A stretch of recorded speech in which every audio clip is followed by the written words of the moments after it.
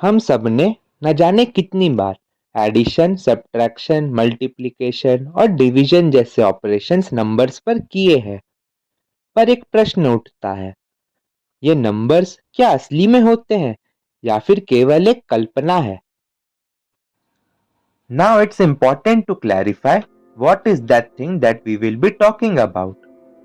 जैसे for example, consider the number 2. 2 को Hindu Arabic numerals में ऐसे लिखते हैं, which is the most widely used representation today. हम देवनागरी स्क्रिप्ट में ऐसे लिखते हैं, रोमन्स ऐसे लिखते थे और एंशियंट ग्रीस में बी से डिनोट करते थे, जिसे वो लोग बीटा कहते थे। पर हम 2 को कैसे डिफरेंट स्क्रिप्ट्स में लिखते हैं या कैसे उसको प्रोनाउंस करते हैं, वो हमारा क्वेश्चन नहीं है। We are trying to see कि जो नंबर 2 का ओरिजिनल कंसेप्ट है, डज दैट एग्जिस्ट और नॉट।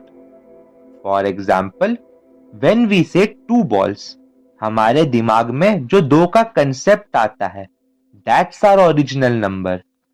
एंड उसी को रेफरेंस मानकर we are asking this question, do numbers which is the concept of numbers जो अभी हमने डिस्कस किया रियली एग्जिस्ट। हमारे पास दो मेजर पॉइंट ऑफ व्यू है इस टॉपिक पर। In case 1, assume the person wants to think about the number 2। इस केस में जो नंबर 2 है वो ऑलरेडी उस यूनिवर्स में एग्जिस्ट करता है, and when he is trying to think, he is just trying to discover that concept. In case 2, the person creates the concept of 2 entirely in his mind. इस case में जो concept of 2 है वो कोई universe में already exist नहीं करता। अगर ये व्यक्ति इस दुनिया का आखिरी व्यक्ति हो, then when he dies, the concept of 2 dies along with him. The first case is known as realism, and the second case is known as anti-realism. In this video हम रियलिज्म वाले पॉइंट ऑफ व्यू को ही देखेंगे और इसीलिए हमारी journey start होगी from ancient Greece. Let's go.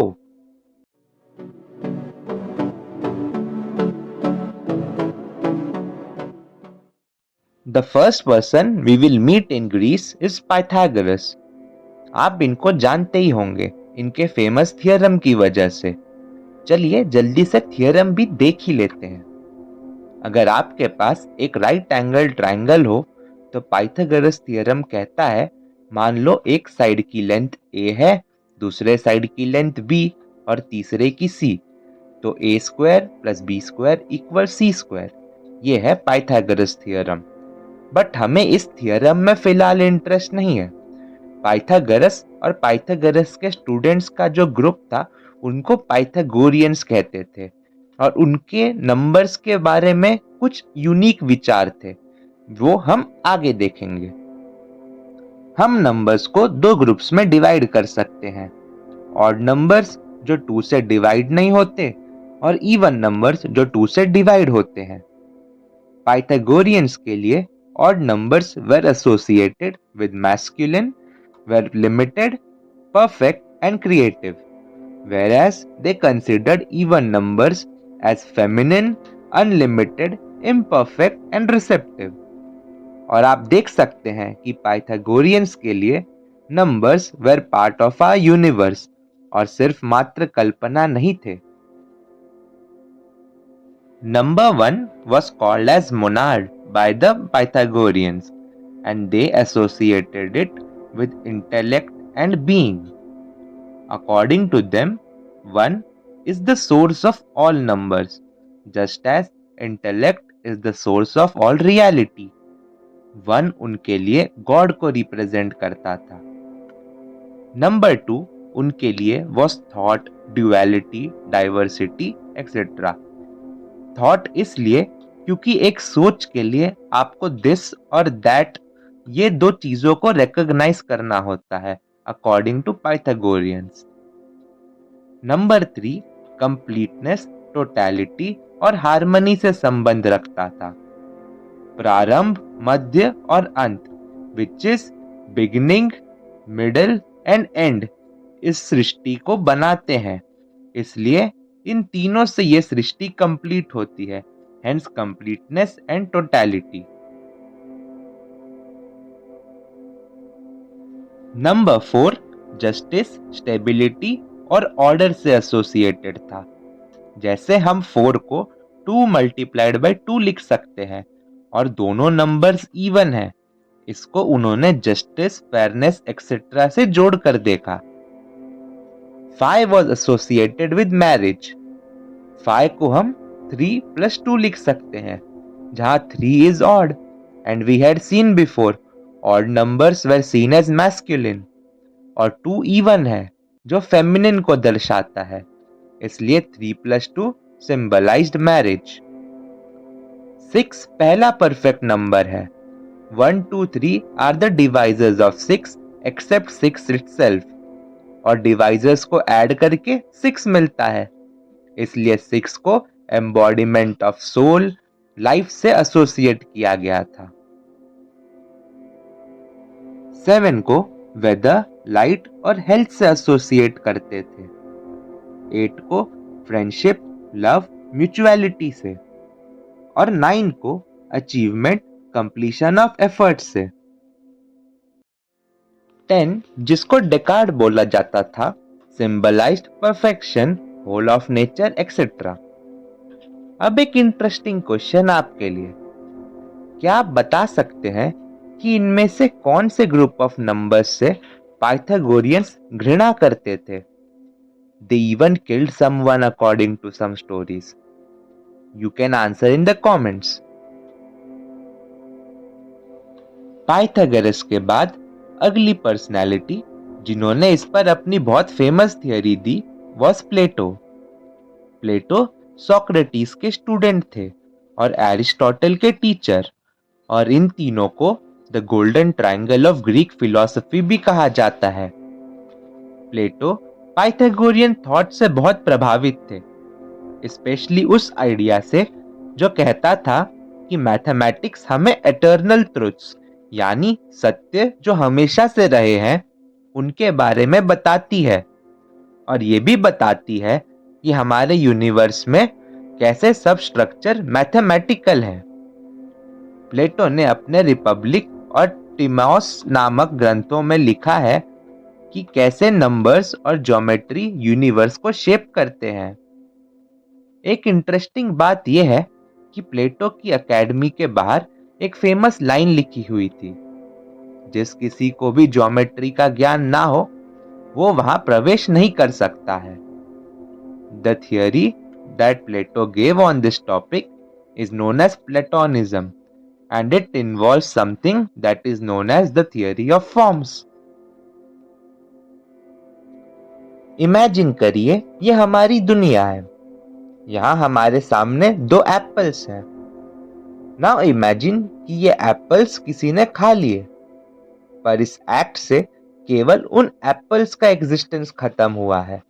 When we said we had 2 apples, the existence of 2 still remains. अब क्वेश्चन ये आता है कि why does 2 still exist? According to Plato, the 2 that we perceive in our world, जो 2 को हम समझते हैं इस दुनिया में है, वो एक प्रतिबिंब है। It's a reflection. असली 2 is present in a world जो हमारे वर्ल्ड से अलग है, which Plato called as the realm of forms. Realm of forms वो दुनिया है जहां हर चीज अपने असली और प्योर फॉर्म में हमेशा के लिए रहती है। According to Plato, when our soul is without any body, it has knowledge of things that exist in the realm of forms. पर जब the soul takes birth in our world, उसे फिर से अपने ज्ञान को प्राप्त करना होता है। This is what is the theory of forms. इस पॉइंट को प्लेटो ने अपने गुरु सोक्रेटिस के एक इंसिडेंट से बताया था। सोक्रेटिस एक सर्वेंट लड़के से बात करते हैं। सोक्रेटिस पूछते हैं, अगर ये जो स्क्वायर है इसका एक साइड 2 फीट का है तो इसकी एरिया कितनी होगी? लड़का बोलता है, एक साइड 2, बगल वाली साइड 2, इसलिए 4 होगी। सोक्रेटिस सेज बहुत अच्छे। अब अगर हमें इस स्क्वायर से डबल एरिया का स्क्वायर चाहिए तो उसके साइड की लेंथ कितनी होगी? लड़का गैस करता है 3, पर उससे तो एरिया 9 हो जाएगी। फिर वो गैस करता है 4, पर उससे एरिया 16 हो जाएगी। At last he says I don't know. उसके बाद सोक्रेटिस पहले वाले स्क्वायर जैसे ही 3 स्क्वायर और बनाते हैं और उन सबको जोड़कर एक बड़ा स्क्वायर बनाते हैं और उसके अंदर जितने इंडिविजुअल स्क्वायर्स थे उनके डायगोनल्स को इस प्रकार ज्वाइन कर देते हैं। उसके बाद सोक्रेटिस लड़के से कुछ और प्रश्न पूछते हैं और अंत में लड़का सही जवाब दे देता है कि अगर हम एक स्क्वायर चाहते हैं जिसकी एरिया पहले वाले से डबल हो यानी कि 8 स्क्वायर फीट हो तो उसका साइड 2√2 फीट होगा। सोक्रेटिस ये कहते हैं कि उन्होंने उस लड़के को कुछ सिखाया नहीं था, बस प्रश्न पूछे थे। लड़के ने विचार करके उस ज्ञान को प्राप्त किया which was already existing in the universe, and hence Socrates says the knowledge was only discovered, not created, thus validating Plato's theory of forms. You can read about this episode in detail in the book named Meno by Plato. Now let's summarize अभी तक हमने जो देखा है and try to see what are the differences between the point of views of Pythagoreans and Plato. When we talk about where numbers exist, Pythagoreans said that the numbers existed in the physical world that we are living in और हमारा nature इन्हीं numbers से बना है।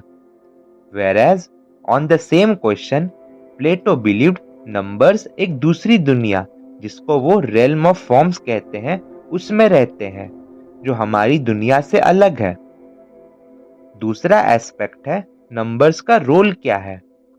पाइथागोरियंस believed numbers से ही reality बनी है और in other words all is number. Plato believed numbers perfect forms हैं और हमारे दुनिया में फिजिकल चीजें सिर्फ उनकी नकल करती हैं। So you can see both these philosophies fall in the same group of realism, but still they are different. So we will end this video here. अभी इस टॉपिक में बहुत कुछ बाकी है that will be continued in the next parts. So stay tuned and I'll see you soon.